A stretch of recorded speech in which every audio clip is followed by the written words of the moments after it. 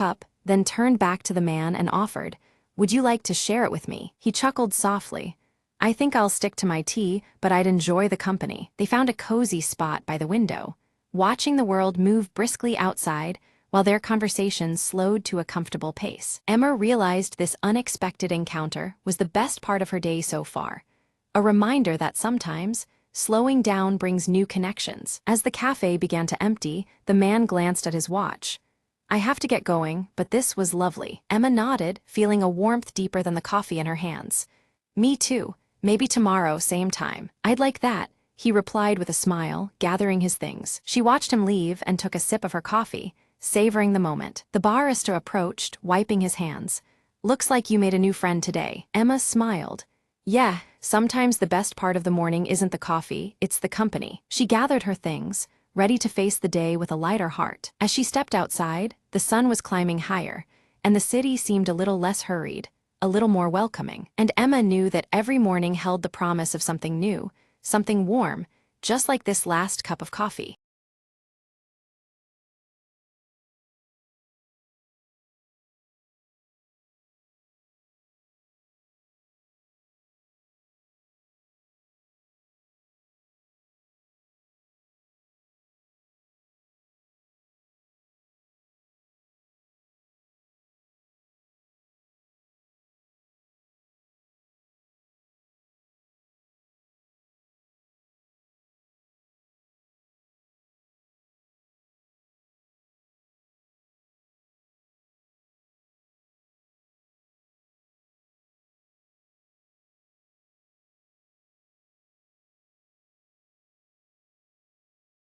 Mara stands at the edge of the dense forest, clutching her silver locket as the dusky sky deepens over Glenmore. The impending darkness mirrors the growing unease that tightens in her chest. Her eyes dart to the dimly lit houses nearby. Elena Ward arrives at the dimly lit apartment on Marrow Street, her sharp eyes scanning the shadows that cling to the cracked walls. The night air is thick with tension as she moves cautiously, every step measured and quiet. Her gaze falls on shattered glass scattered beside a locked antique chest against the far wall. The fractured pieces glint like broken memories, hinting at a struggle that happened not long ago. From a shadowed alley nearby, Marcus Flynn watches Alina intently.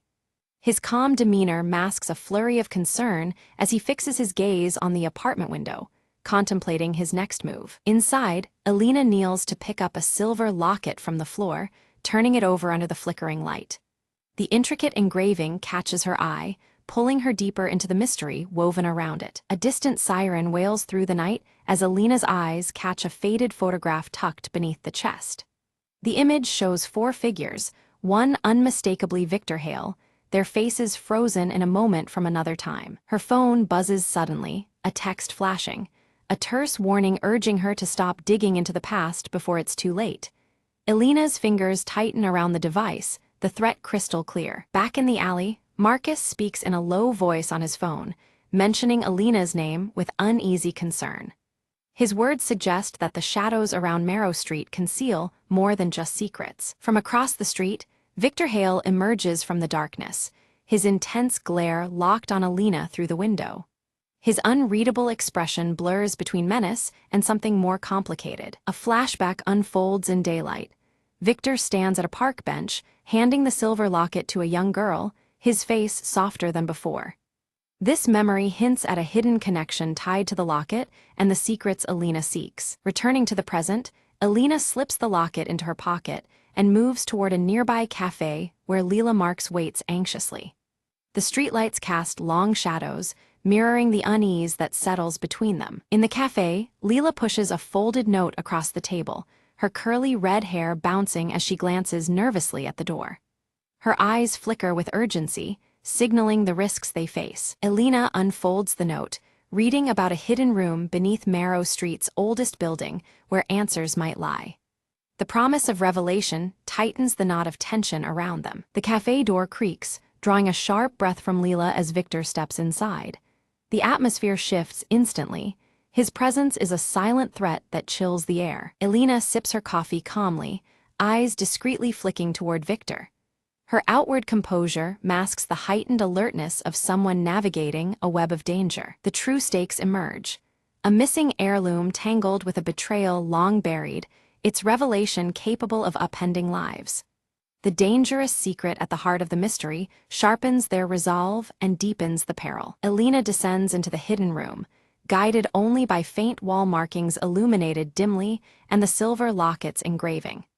The darkness confines her, fragmented reflections hinting at the fractured truths she searches for. Marcus appears unexpectedly, stepping into the underground space with a reluctant offer of help. His cryptic warning about trust hangs heavily between them, complicating their fragile alliance. Faded letters pinned to the walls surround them, words revealing conspiracy threads tying all the main players together. The layered betrayals echo in the silent underground. A loose floorboard shifts as Alina steps, uncovering a hidden compartment containing an aged diary. Its pages promise secrets long obscured by shadows and silence. Flipping through the diary, Alina finds entries chronicling a coup decades ago within a powerful family. Each word deepens the web of intrigue, binding past and present more tightly. Outside, Victor intercepts Leela in the misty street, his voice low and demanding information on Alina's location. The threat in his eyes leaves Leela cornered and tense. Suddenly, the dim light flickers and dies as Alina reads passages implicating Victor in the darkest folds of the mystery. Shadows twist ominously around her, swallowing the room in silence. Marcus pulls a small flashlight from his pocket, its beam piercing the gloom to reveal a hidden map etched behind the diary. The illuminated lines trace a path into the depths beneath Marrow Street's catacombs. The map leads them to a forgotten vault, its heavy doors sealed by time and secrets. The path ahead promises danger.